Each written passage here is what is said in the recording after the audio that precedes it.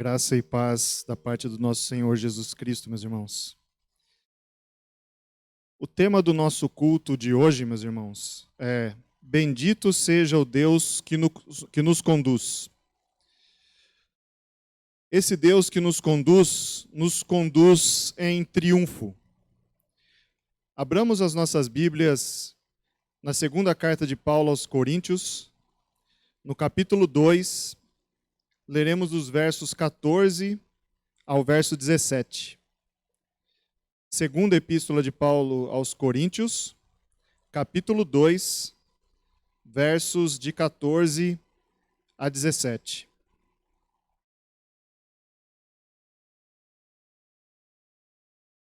Diz assim a palavra do Senhor.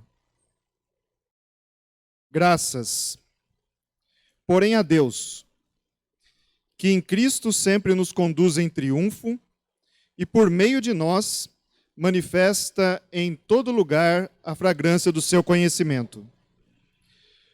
Porque nós somos para com Deus o bom perfume de Cristo. Tanto que nós nos salvos, como nos que se perdem. Para com estes, cheiro de morte para a morte.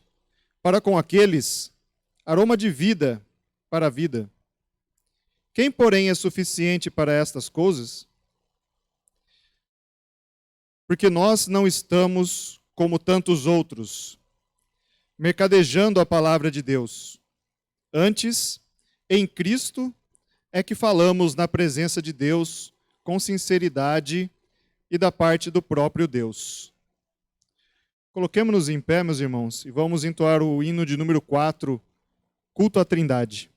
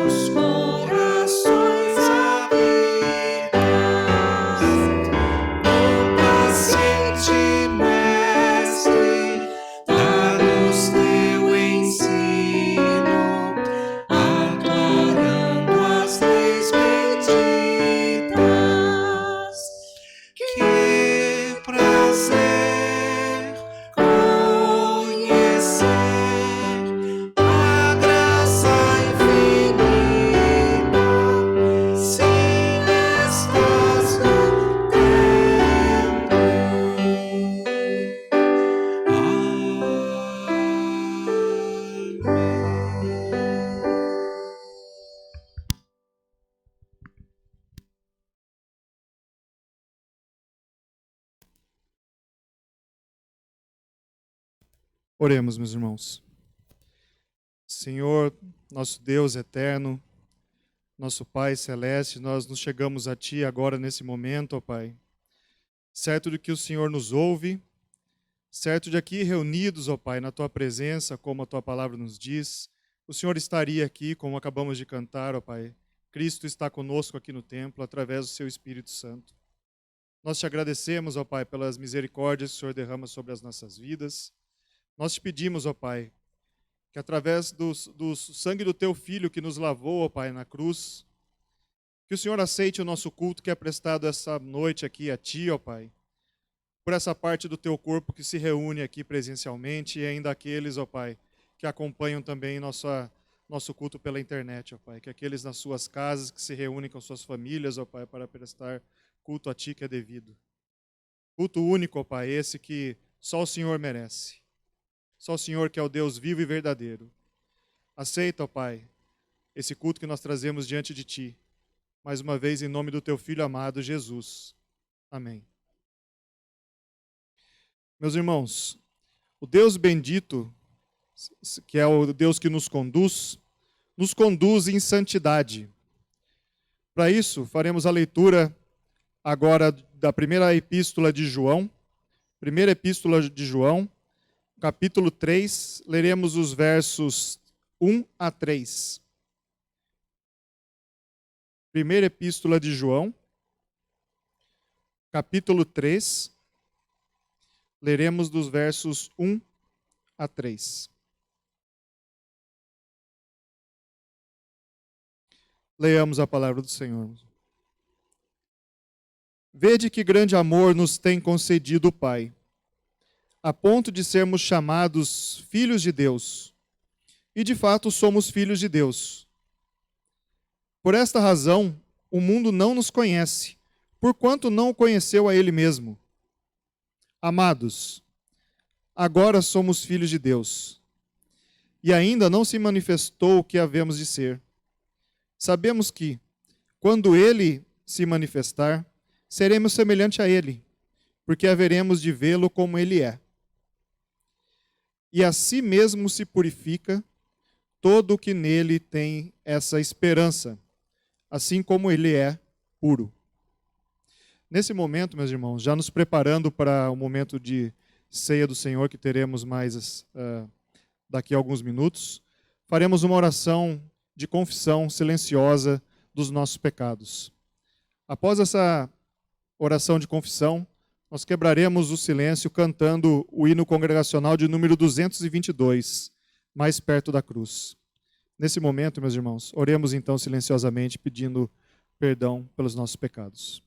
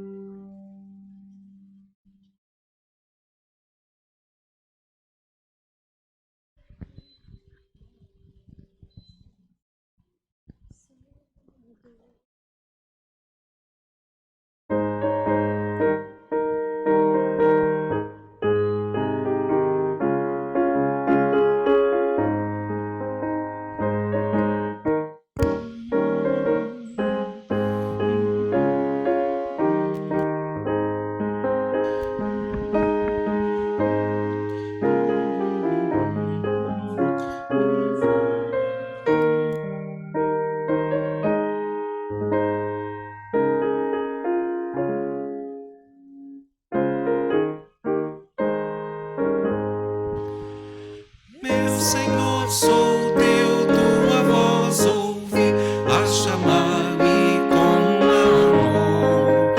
E contigo sempre desejo estar, ó bendito Salvador. Mais perto da tua cruz quero estar, ó Salvador. Mais perto da tua cruz eu desejo estar, Senhor.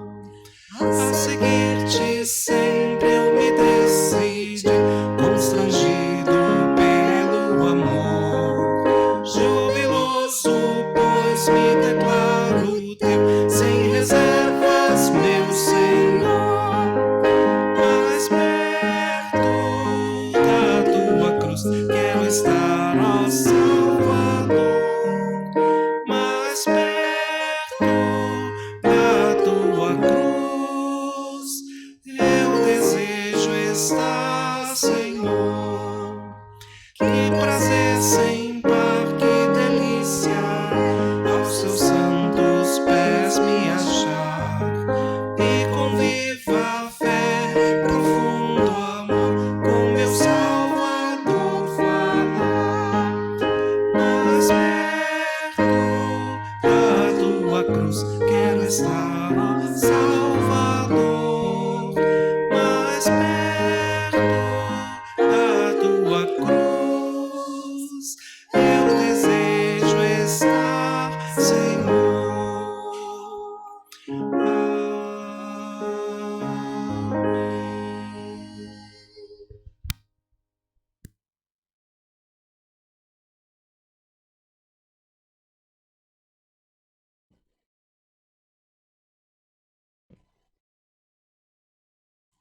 Bendito seja o Deus que nos conduz.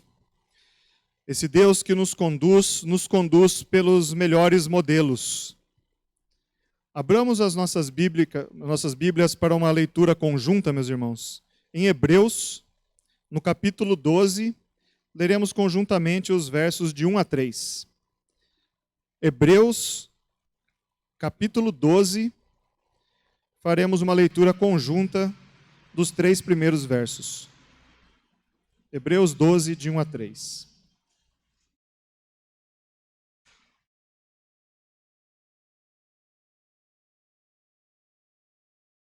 Leiamos, meus irmãos. Portanto, também nós, visto que temos a rodear-nos tão grande nuvem de testemunhas, desembaraçando-nos de todo o peso e do pecado que tenazmente nos assedia, corramos com perseverança a carreira que nos está proposta, olhando firmemente para o autor e consumador da fé, Jesus, o qual, em troca da alegria que lhe estava proposta, suportou a cruz, não fazendo caso da ignomínia, e está assentado à destra do trono de Deus. Considerai, pois, atentamente aquele que suportou tamanha oposição dos pecadores contra si mesmo, para que não vos fatigueis, desmaiando em vossas almas. Amém. Meus irmãos, nesse momento nós teremos um momento de cânticos congregacionais. Também é um momento que normalmente fazemos a nossa entrega de dízimos e ofertas a todos aqueles que são membros dessa igreja e têm esse compromisso com essa igreja local. Mas nós gostaríamos especialmente hoje, meus irmãos, de lembrar que, devido a algumas mudanças de agência bancária, a conta da nossa igreja mudou. Dentro do plano de comunicação que nós temos no WhatsApp, isso já foi divulgado e também estará sendo divulgado hoje durante o culto, para que os irmãos atentem, os irmãos que já, desde o início da pandemia, já temos feito as nossas entregas de dízimos e ofertas de forma virtual, então, através de TED ou de DOC. Então, por favor, atentem a esse aspecto. Cantemos, meus irmãos.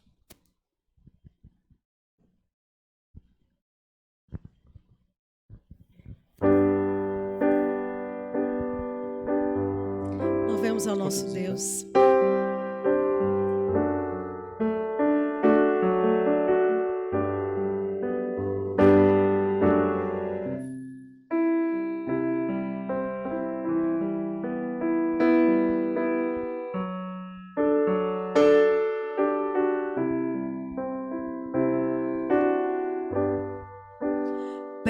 quero estar junto aos teus pés, pois prazer maior não há que me render e te adorar. Tudo que há em mim quero te ofertar, mas ainda pouco eu sei, se comparado ao que ganhei. Não sou apenas servo, teu amigo me tornei. Te louvarei, não importam as circunstâncias, adorarei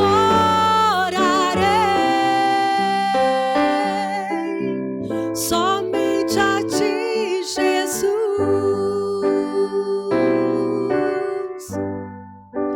Perto quero estar, junto aos teus pés,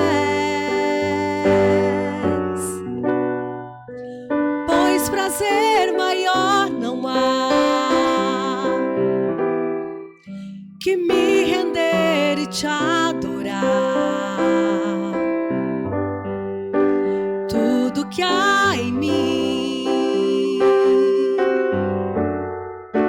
quero te ofertar, mas ainda pouco eu sei, se comparado ao que ganhei. Não sou apenas servo, teu amigo me tornei. Te louvarei, não importam as circunstâncias, adorarei somente a ti, Jesus. Te louvarei, não importam as circunstâncias, adorarei somente a ti, Jesus. Somente a ti, Jesus. Somente a ti, Jesus.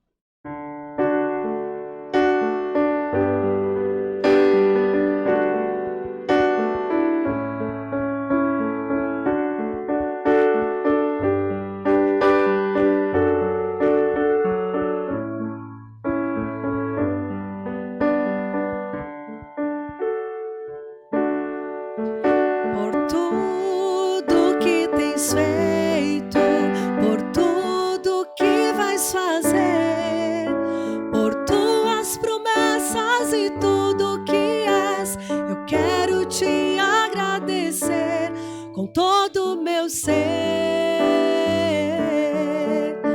Por tudo que tens feito, por tudo que vais fazer, por tuas promessas e tudo que és, eu quero te agradecer com todo o meu ser.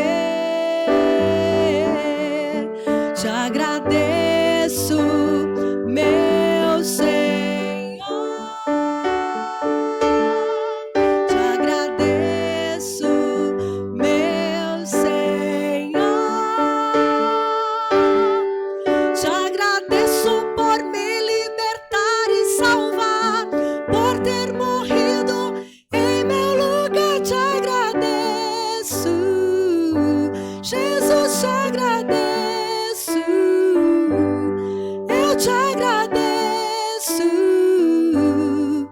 te agradeço por me libertar e salvar, por ter morrido em meu lugar, te agradeço, Jesus, te agradeço, eu te agradeço, te agradeço.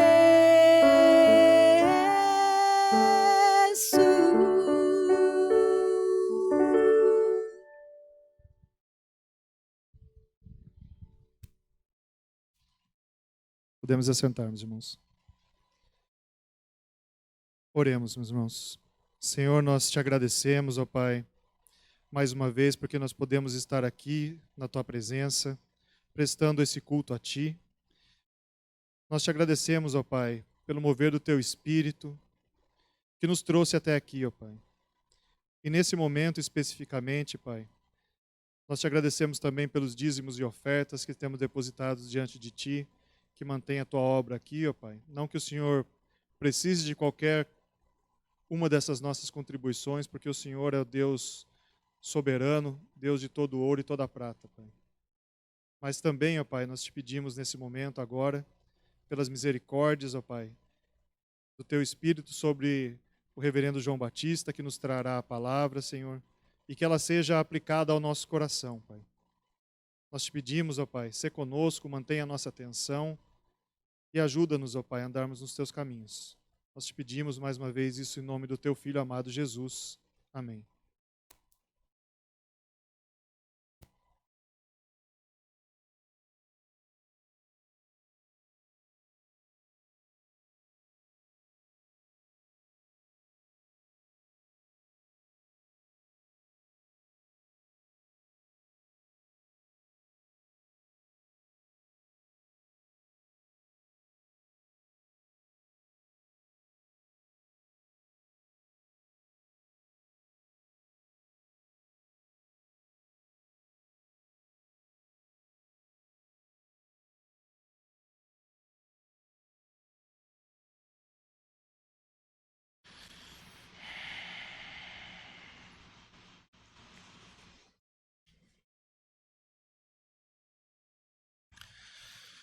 Meus irmãos, abramos nossas Bíblias na Epístola de Paulo aos Filipenses, no capítulo de número 3, e ouçamos a leitura que vai dos versículos de 17 a 21.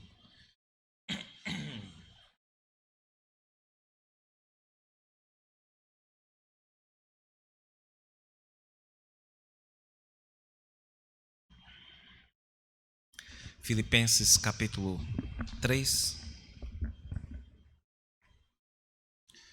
de 17 a 21.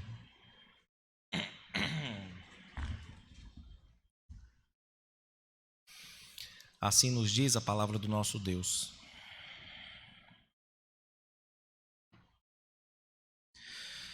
Irmãos, sede imitadores meus e observai os que andam segundo o modelo que tendes em nós. Pois muitos andam entre nós, dos quais, repetidas vezes, eu vos dizia, e agora vos digo, até chorando, que são inimigos da cruz de Cristo. O destino deles é a perdição. O Deus deles é o ventre, e a glória deles está na sua infâmia, visto que só se preocupam com as coisas terrenas. Pois a nossa pátria está nos céus, de onde também aguardamos o Salvador, o Senhor Jesus Cristo, o qual transformará o nosso corpo de humilhação para ser igual ao corpo da sua glória, segundo a eficácia do poder que ele tem de até subordinar a si todas as coisas. Amém. Meus irmãos, esta porção que acabamos de ler trata a respeito de um assunto muito importante, que são os melhores modelos para a vida cristã. Ela reforça aquilo que Paulo disse nos versículos anteriores a respeito da vida cristã como uma luta e também como uma corrida, e pode esta porção nos ajudar naquilo que nos cabe a respeito do nosso dever de perseverar na vida cristã. Ela fala do importante assunto, portanto, dos modelos de vida cristã encontrados na igreja, e Paulo dá como certo aqui, ele não discute, mas parte desse ponto de que todos os crentes seguem, afinal, algum tipo de modelo, e nem todos os modelos devem ser imitados. Então, isso é o que está subjacente ao nosso texto aqui. Paulo não menciona, mas ele não poderia mencionar isso que ele escreve aqui sem supor essas duas coisas. Primeiro, a ideia de que os crentes seguem modelos, e segundo, que há modelos que não devem ser seguidos. Para os filipenses, o apóstolo era a referência. Isso nós sabemos pelo livro de Atos, já que Filipos foi o primeiro local na Europa a ser evangelizado. E Paulo foi o primeiro pastor dessa comunidade e, sem dúvida, alguém que serviu entre eles com humildade, com dedicação, com esforço. Mas agora nós sabemos pelo capítulo 1 que Paulo está preso, e isso dificulta bastante que os irmãos vejam Paulo na prática de vida, no convívio com eles, como um modelo. E daí a ordem de Paulo no versículo de número 17, para que os crentes observem, literalmente, fixem os olhos que andam segundo o modelo que vistes em mim. Vejam aqueles irmãos que na comunidade de vocês estão seguindo os meus passos, eu que por minha vez sigo aos passos de Jesus Cristo.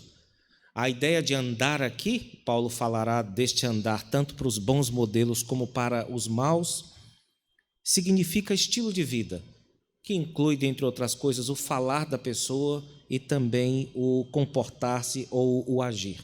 Nós temos nesta epístola um grande exemplo daquela comunidade, irmão que vivia naquela comunidade filipense, que era o irmão Epafrodito, já bastante comentado por Paulo no capítulo 2, versículos de 25 a 30, como sendo um excelente modelo a ser seguido de perto pelos membros daquela congregação, especialmente nesses tempos, ou naqueles tempos em que Paulo estava preso.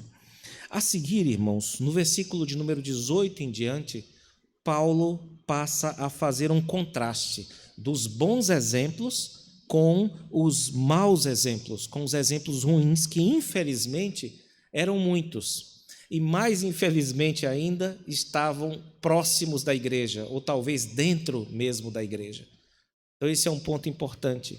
A igreja tem muitos maus exemplos, e é possível que alguém se deixe seduzir por eles, mas também a igreja tem muitos bons exemplos e é necessário que os crentes atentem para isso. Paulo diz aqui no versículo 18 que tais pessoas andam entre nós. E elas também tinham aquilo que ele chama aqui de andar, ou um estilo de vida, que também era muito próprio e contra o qual Paulo diz ter alertado a igreja repetidas vezes. É possível que ele tenha feito isso por outras cartas enviadas aos filipenses, que não constam aqui, ou então que ele, no pastoreio a esta igreja, que, como eu disse, foi a primeira europeia a ser evangelizada, ele tem alertado os irmãos pessoalmente a respeito disso. E ele diz que fez isso chorando. Certamente isso está ligado à sensibilidade que ele tinha como pastor, ao perceber as ameaças que as ovelhas sofriam de serem desviadas do caminho de Cristo.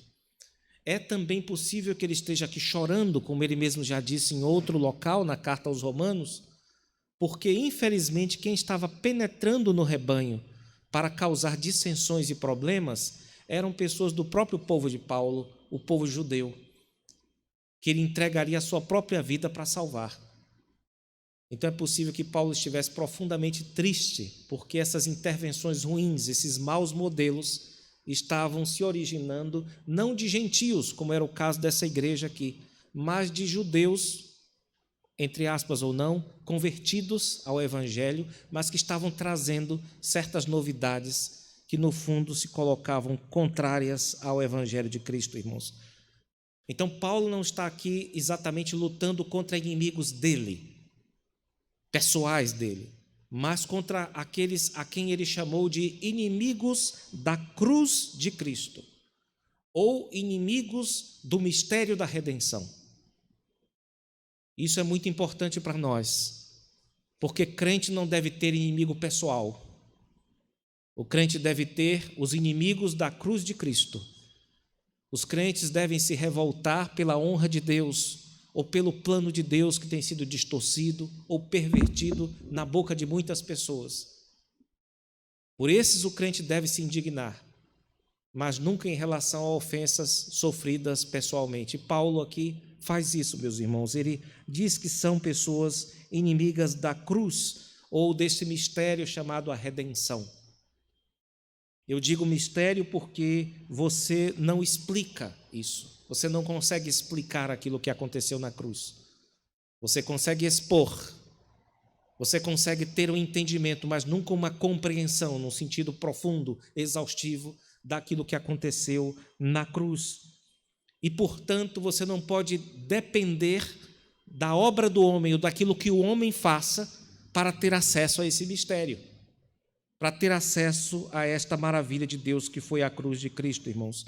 Mas, ao que parece, havia cristãos, nominais ou não, nessa época, que achavam que sim, que havia algumas explicações necessárias, havia alguns adendos, havia algumas coisas que deviam ser feitas como complemento ou como suplemento para empilhar sobre esse ato da graça de Deus. Então, para essas pessoas, efetivamente, a cruz de Cristo não trazia uma graça que salvava, porque Deus é poderoso para salvar o pecador, mas trazia uma espécie de proposta de uma sociedade ou algo do tipo, que naquele caso, irmãos, era representada a parte do pecador por leis alimentares. Daí Paulo tocar aqui como que alfinetando aqueles que tinham o ventre como Deus, aqueles que adoravam as coisas ligadas ao ventre, versículo de número 19, e que também insistiam para que os crentes fossem circuncidados. A circuncisão era uma glória para os judeus. Até hoje eles são famosos por conta dessa cirurgia. Paulo diz que aquilo que antes era fama tornou-se, pela desobediência ao plano de Deus, pela recusa à graça de Deus, numa infâmia, irmãos. Porque a circuncisão, desde a vinda de Cristo, tornou-se obsoleta, porque agora a cirurgia é feita nos corações. Na verdade, já era no Antigo Testamento, e para isso ela sempre apontou. Mas, infelizmente, aqueles que a defendiam nessa época tinham a mente tão fixa nessas coisas que a perspectiva dessas pessoas, a visão dessas pessoas tornou-se simplesmente terrena, porque elas desprezaram a revelação de Deus em Cristo, a revelação espiritual, superior ou celeste. E o pior é que essas pessoas muito provavelmente estavam ensinando isso nas igrejas com boa intenção, ou tendo a ideia com isso de estar servindo a Deus. Mas Paulo diz que elas estavam sendo as piores inimigas do Evangelho. E é por isso que no versículo de número 19 ele deixa claro que, infelizmente, o fim das pessoas que não pregam a graça de Cristo, que não anunciam a graça de Cristo, mas anunciam algo misturado e não o Evangelho perfeito, o seu destino é a perdição. Eles se perderam nesta terra. Eles fizeram diferente dos antigos judeus, que, de acordo com a Epístola aos Hebreus, morreram olhando para outra pátria, contemplando promessas que ainda não haviam se cumprido. Portanto, essas pessoas se perderão se elas não voltarem ao Evangelho simples da graça de Deus. Aqueles homens judeus antigos que fazem parte da chamada Galeria da Fé de Hebreus capítulo 11 buscavam uma pátria superior.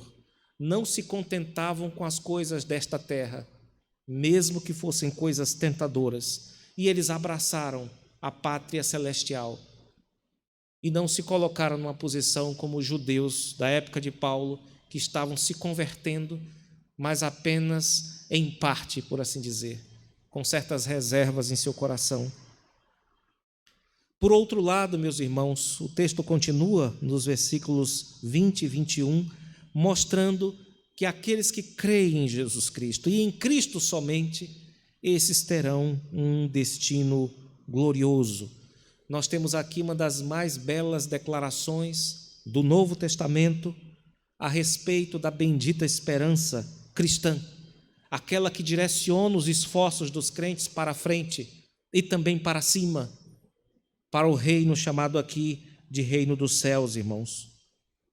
Segundo Paulo, um ímpio ou alguém que não crê em Deus só conhece uma pátria, que é a pátria onde ele nasceu nesta terra. Mas Paulo diz para aqueles irmãos filipenses, e de certo modo para todos os cristãos, que eles, os filipenses e todos os cristãos, possuem uma dupla cidadania.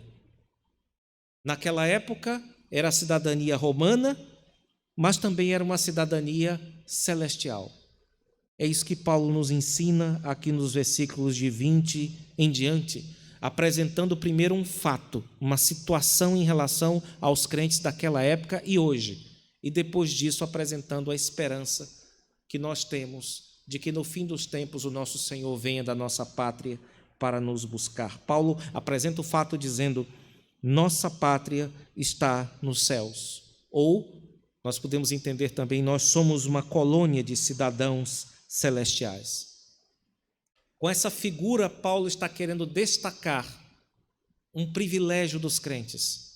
Ele está ensinando a pessoas que na época eram muito privilegiadas a como realmente dimensionar o que é um privilégio, saber o que é ser privilegiado vivendo nesta terra, independente da nação em que se encontre o cristão.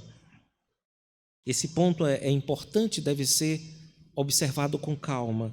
Paulo usa aqui, irmãos, no versículo 20, uma palavra que é traduzida como pátria e que pode também ser traduzida como colônia. A palavra é politeuma. Essa palavra só ocorre aqui no Novo Testamento. E politeuma, ou colônia, ou pátria, Paulo está jogando aqui com essas duas possibilidades, era uma espécie de lugar onde habitavam estrangeiros e veteranos, normalmente veteranos de guerra, que eram realocados, eram colocados naquela cidade para garantir o domínio romano sobre a cidade conquistada, no caso aqui uma cidade de origem grega, Filipos. E ali eles disseminavam os costumes, as leis, tudo aquilo que Roma era, eles deviam ser também em termos de leis e de costumes. Naquela época, a Macedônia inteira, a região onde fica Filipos, para onde foi enviada esta carta, estava sob o domínio romano.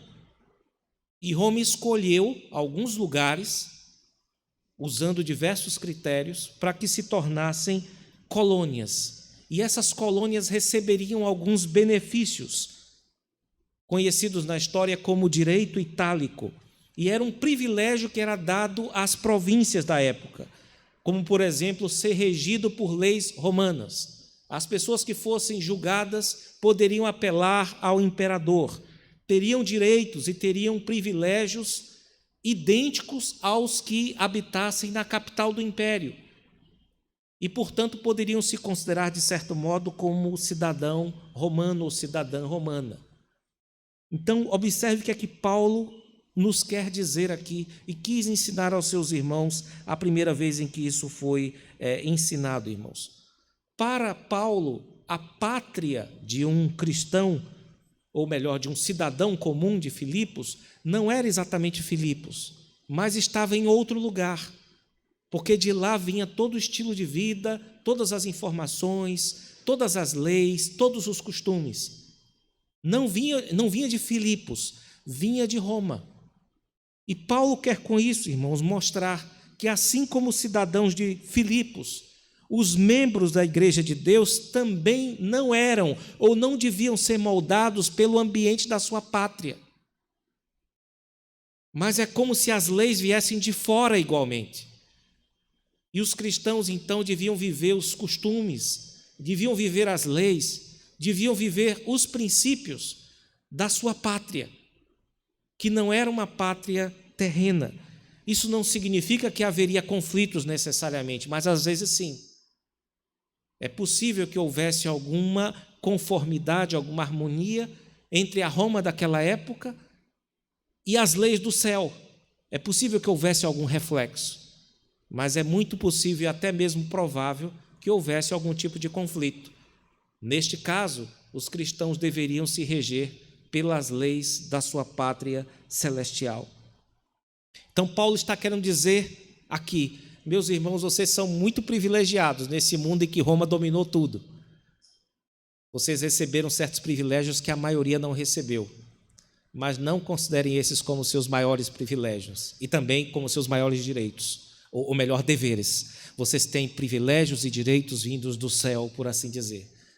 Vocês têm obrigações que são bem maiores do que aquelas com a sua pátria. E vocês não vão conseguir amar a pátria de vocês tanto se vocês não amarem a pátria celestial de vocês ainda mais. Então, Paulo está aqui como que jogando com esses dois termos, aliás, com um termo só, que possui dois sentidos possíveis, com o fim de destacar, irmãos, isso é privilégio. E o grande privilégio talvez seja o fato de que o governante dessa nossa pátria virá nos buscar. E aqui nós estamos passando do fato de que somos cidadãos dos céus para a promessa que aquele que é o chefe de tudo, aquele que é o Senhor dessa pátria celestial, virá um dia nos buscar. E é sobre isso que Paulo fala a seguir, a respeito da esperança cristã. Nós sabemos por outras cartas do apóstolo que assim que Jesus voltar, a primeira providência dele será ressuscitar os mortos. E depois disso, ele tomará os vivos e tomará o nosso corpo frágil, que vive, que sofre, que é humilhado, que tem a dignidade prejudicada profundamente por causa do pecado que habita em nós, e transformará este nosso corpo à semelhança do seu corpo glorioso. Os cristãos, à medida que são instruídos pela palavra, se alegram com isso, porque nós sabemos que não pode haver felicidade duradoura ou permanente num mundo em que exista pecado por dentro e morte por fora. Nós não conseguimos nos conformar como crentes num mundo assim. Ainda mais se temos uma promessa maravilhosa como esta, de que um dia nós teremos o nosso corpo transformado à semelhança do corpo do nosso Senhor. E essa força de Cristo, essa energia, essa é a palavra usada aqui no versículo de número 22, essa energia de Cristo não será apenas para a transformação do nosso corpo, mas ela será também para transformar tudo o mais que exista, irmãos.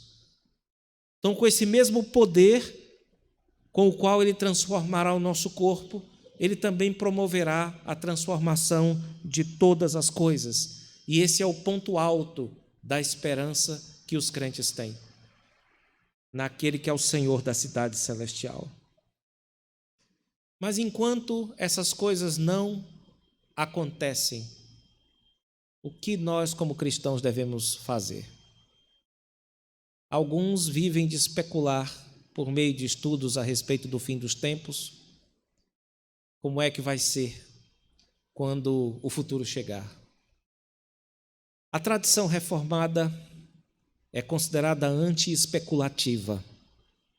Nós evitamos viajar demais ou viajar fora da revelação de Deus, que parece estar mais preocupada em que os crentes sigam para lá do que em mostrar para os crentes como é que vai ser quando nós lá chegarmos. Ela supõe naturalmente confiança naquele que fez a promessa e não deu muitos detalhes a respeito dela, irmãos. E é por isso que, enquanto nós não chegamos lá, ou enquanto esse dia não chega para nós, o que nos cabe é imitar os melhores modelos que temos entre nós, irmãos. Paulo diz, irmãos, procurem e fixem os olhos nessas pessoas.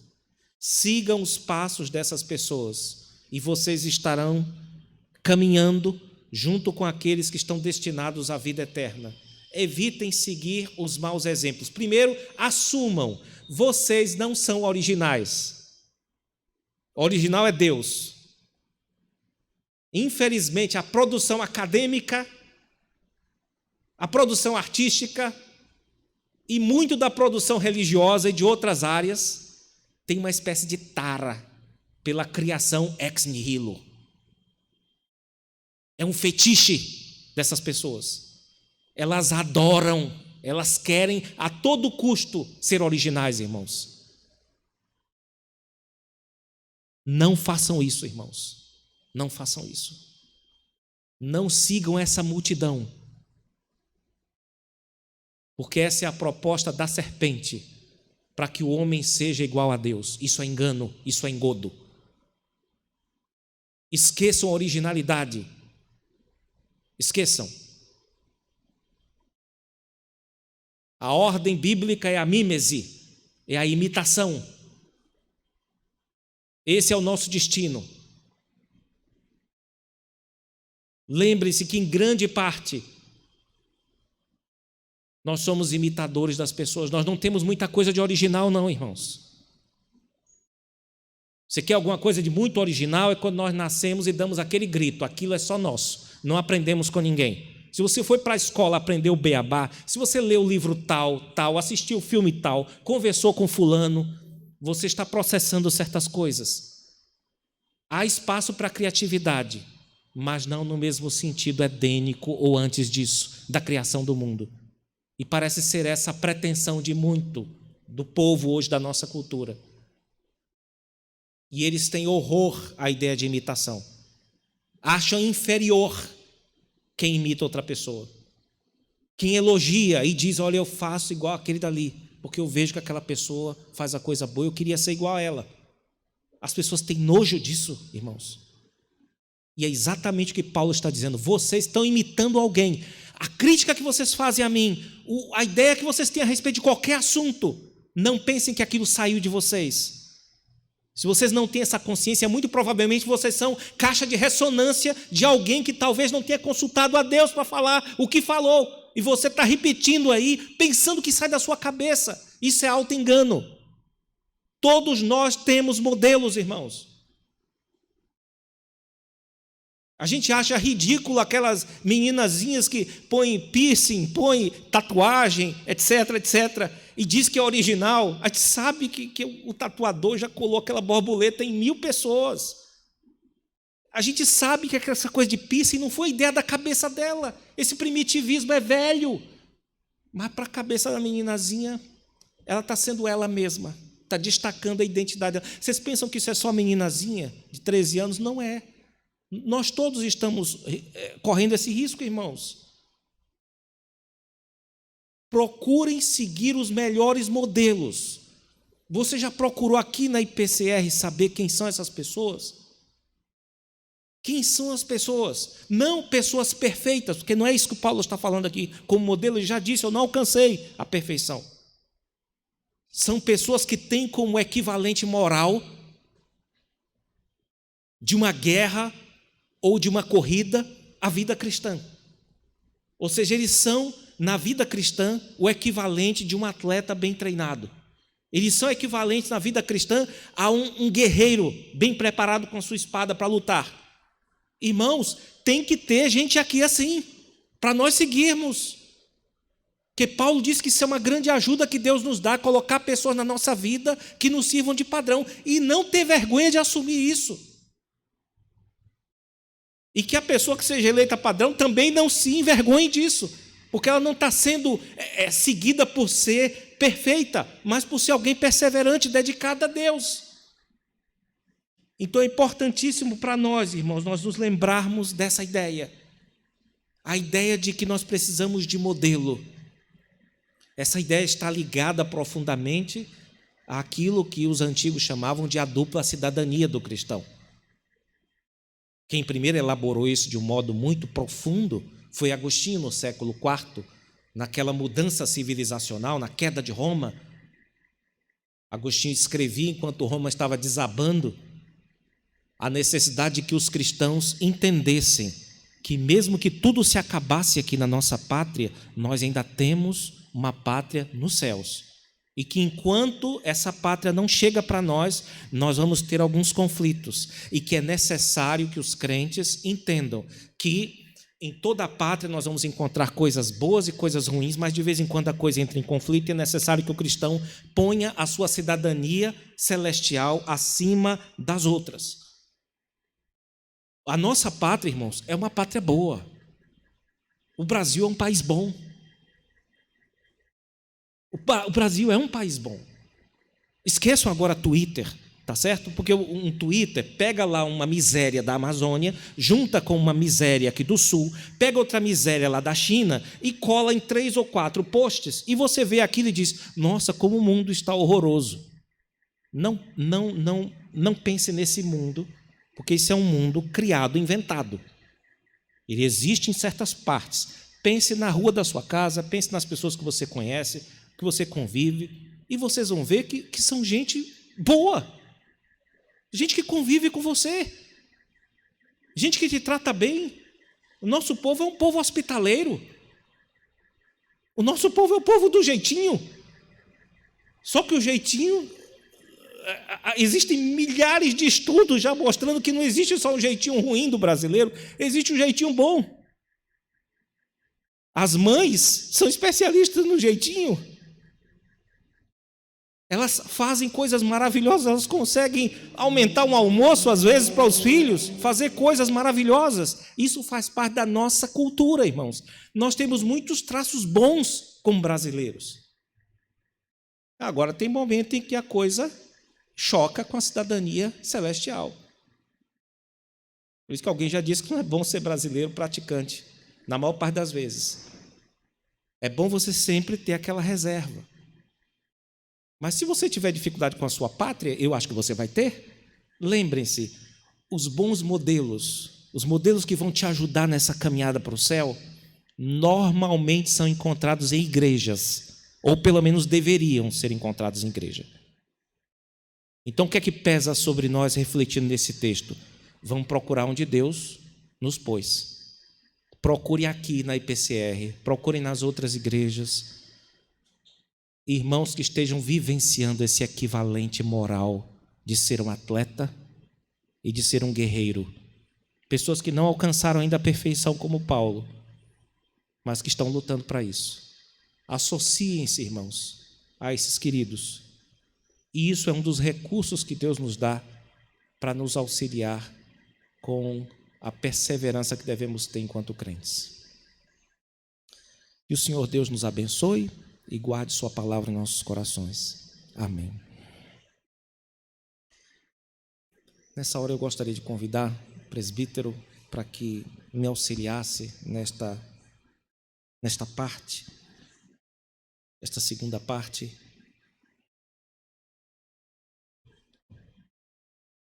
Sobre a Santa Ceia do Senhor.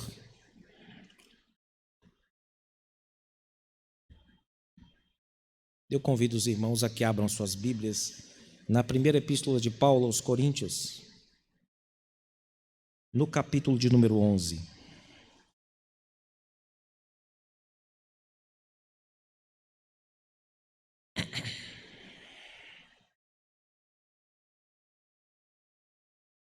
Primeiro aos Coríntios 11, de 23 a 26, a palavra de Deus nos diz assim: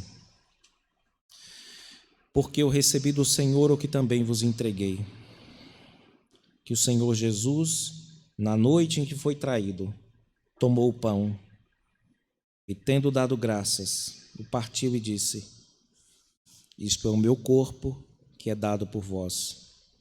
Fazei isto em memória de mim. Por semelhante modo, depois de haver ceado, tomou também o cálice, dizendo: este cálice é a nova aliança no meu sangue. Fazei isto todas as vezes que o beberdes, em memória de mim. Porque todas as vezes que comerdes este pão e beberdes o cálice, anunciais a morte do Senhor até que ele venha. Amém. Meus irmãos, eu gostaria de fazer uma leitura que nos auxilie neste momento, que está num dos catecismos da Igreja Reformada, o Catecismo de Heidelberg. A pergunta e resposta de número 75, a respeito da ceia e de como a Santa Ceia nos traz certas recordações e nos faz participar do sacrifício de Cristo. A pergunta é: como a ceia do Senhor lhe recorda e lhe assegura que você participa do sacrifício único de Cristo na cruz e de todos os seus dons?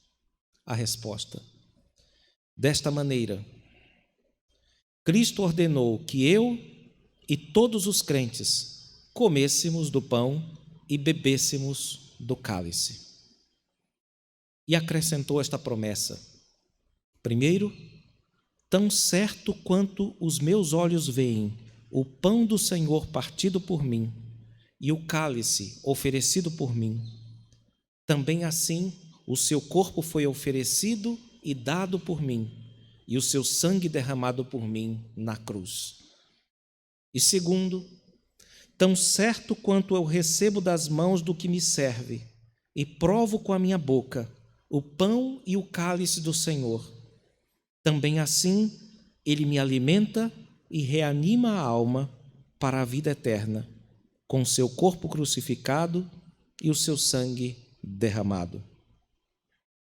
Essas são orientações preciosas para nós, irmãos, porque elas demonstram que a Santa Ceia não é apenas uma refeição de memória, mas é uma refeição que nos traz efetivamente esperança e fortalecimento para a alma.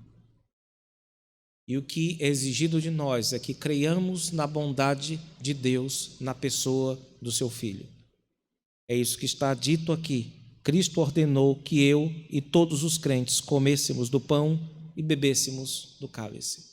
Ele preparou a ceia, chamou, deu a seus discípulos, e seus discípulos aceitaram e tomaram. Eles creram e deram mostras de que dependiam de Cristo. É isso que se exige agora de nós, irmãos, que nós recebamos o pão que nos será dado e que nós o tomemos, participemos dele num sinal de submissão, num sinal de dependência do nosso Senhor. Vamos orar ao Senhor.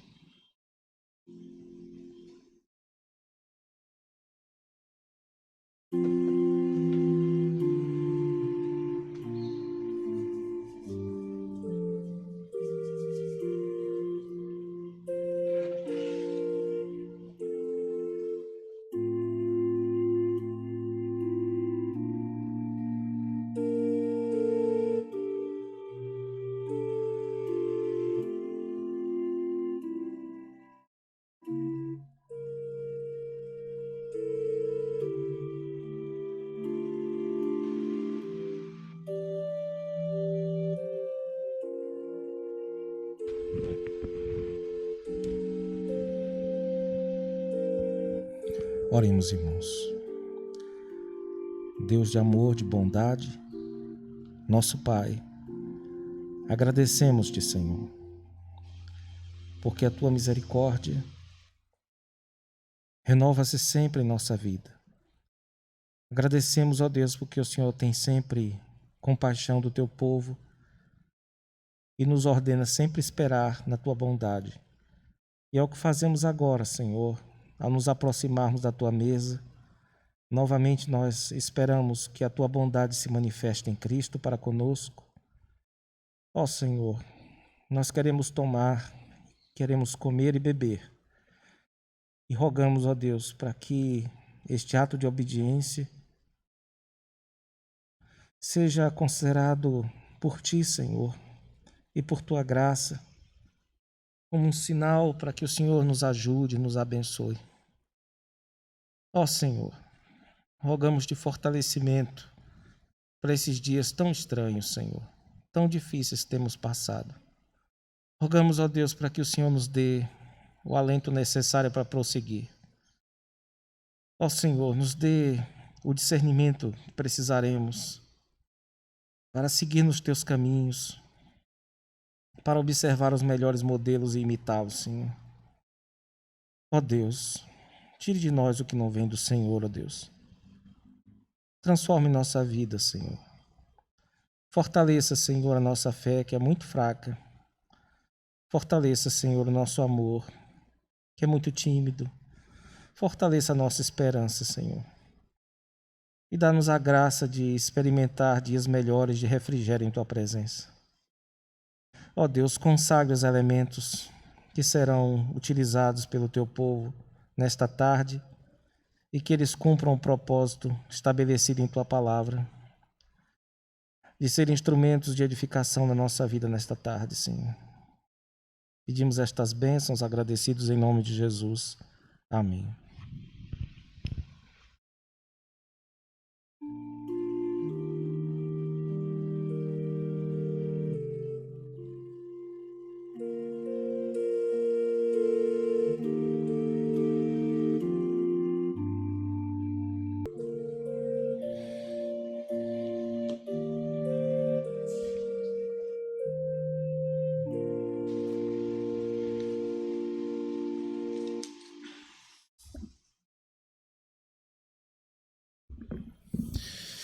Façamos a oração final, irmãos. Vamos ficar em pé mais uma vez.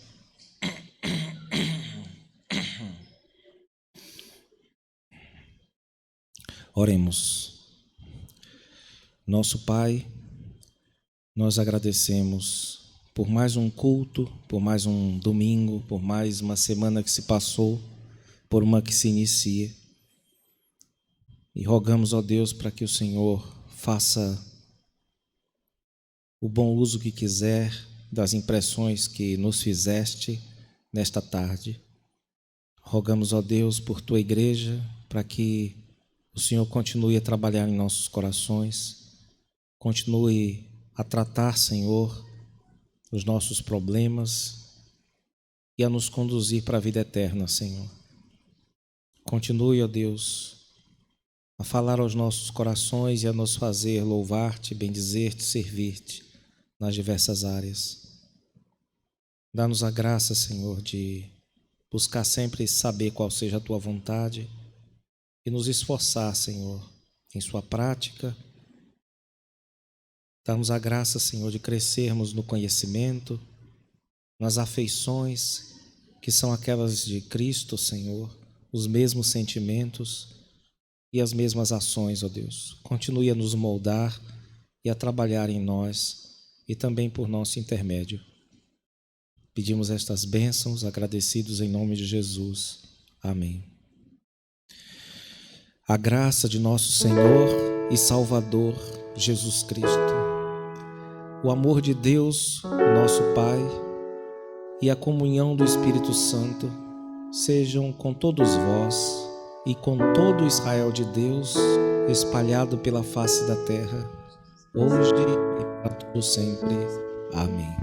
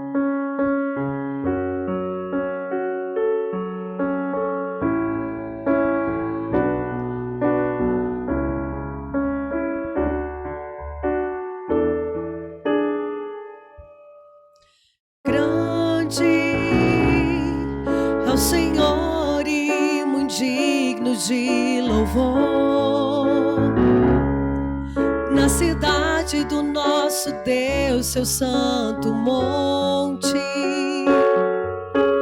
a alegria de toda a terra.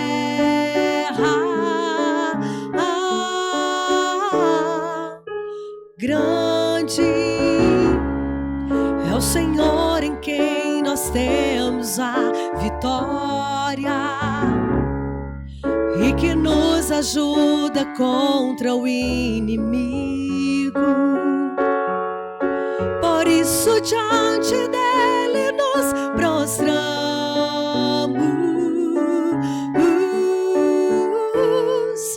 queremos o teu nome engrandecer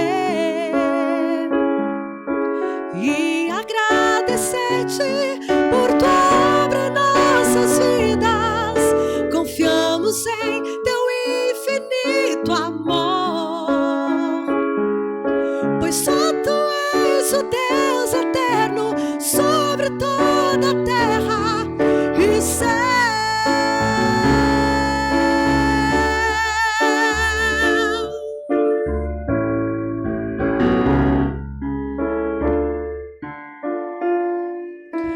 Grande é o Senhor e muito digno de louvor.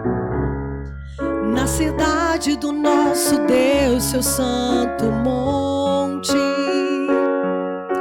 a alegria de toda a terra.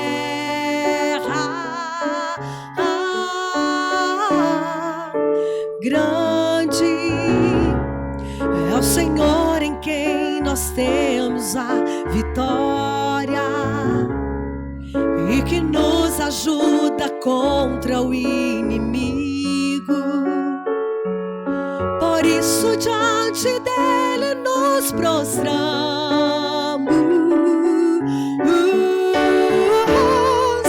queremos o teu nome engrandecer e agradecer-te por tua obra em nossas vidas. Confiamos em teu infinito amor, pois só tu és o Deus eterno sobre toda a terra e céus.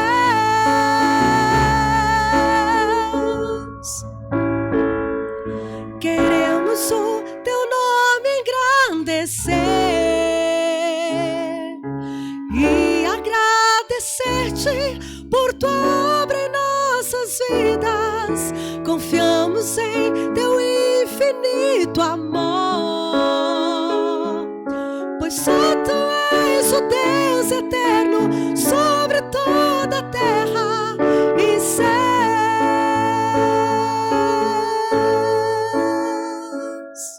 E céus,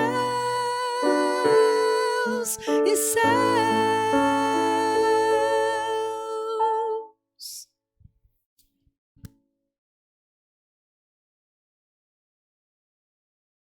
Terminado esse culto, meus irmãos, nós gostaríamos de saudar a todos aqueles que nos visitam. Hoje nós temos visitantes. Nós gostaríamos que vocês, ainda que nós não possamos abraçá-los, sentissem-se abraçados por nós.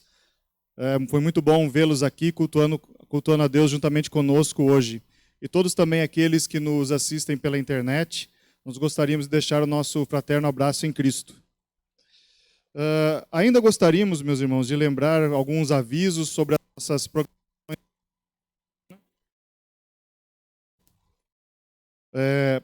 Às quintas-feiras, às 20 horas, é transmitido pelo Facebook e pelo YouTube o nosso Chimarrão com Bíblia, onde nós temos, juntamente com o pastor João, estudado um livro que fala sobre as emoções humanas. Muito interessante. Aos domingos, às 9 horas da manhã, também transmitido aí pelas nossas mídias sociais, pelo Facebook, pelo YouTube, nós temos a nossa reunião de oração. Seguido, já às 9h30 da manhã, da nossa escola bíblica dominical, que é transmitida através do aplicativo Cisco Webex, onde nós temos classes para diversas idades. Se aqueles que estão aqui conosco, aqueles que nos assistem, tiverem interesse em participar, é somente contatar-nos através do e-mail da igreja que nós passaremos o link para os irmãos poderem acompanhar conosco. Não percam essa oportunidade, meus irmãos, mesmo em tempos de pandemia, de podermos estar ainda aqui virtualmente juntos estudando a palavra de Deus. E logo na sequência, meus irmãos, às 16 horas presencialmente aqui no culto, nós temos o nosso culto solene, como acabamos de cultuar agora, que é retransmitido depois às 19 horas, aí através das nossas mídias, novamente, Facebook, YouTube, pela internet. Se os irmãos tiverem a oportunidade, o desejo no coração de participar aqui conosco, lembrando que pelos decretos municipais nós temos restrições de ocupação aqui dentro do nosso templo, então os irmãos precisam se inscrever aí durante a semana, através também dos nossos contatos aí, das nossas mídias sociais. Então sigamos agora, meus irmãos, para mais uma semana na presença do nosso Senhor Jesus, que Ele assim nos abençoe. Amém.